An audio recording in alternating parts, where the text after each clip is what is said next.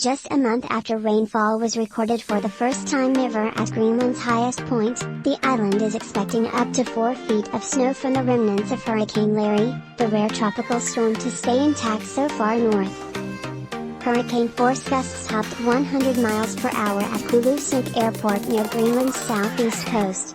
At Tasiilaq, the largest town in the region, sustained winds reached 55 miles per hour, with gusts of over 90.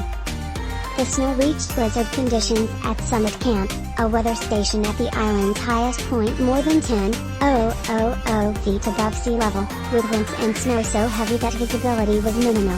Ex-Hurricane Larry is still haunting us, the Danish Meteorological Institute wrote. The winds and precipitation, rain in some places along the coast, snow further inland, were expected to last into Monday.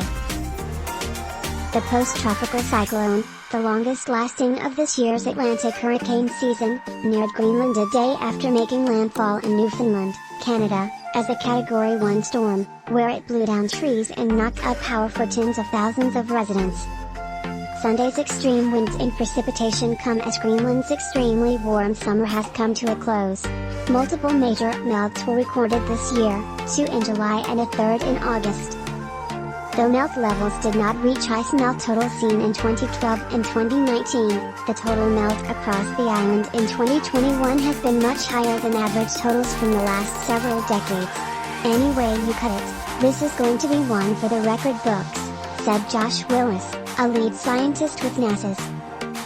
At the Summit weather station, perched more than 10,000 feet above sea level, it is extremely rare to record even a temperature above freezing, let alone rain.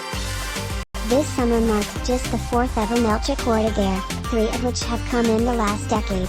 There were giant lakes, hundreds of tiny rivers carrying this water around, said Willis, who flew over the affected area shortly after the melt last month. Our captain of the airplane, who's been flying over Greenland for a quarter of a century, remarked had never seen anything this big, this high on the plateau this late in the year. Warmer temperatures and longer-lasting hurricanes are both symptoms of climate change.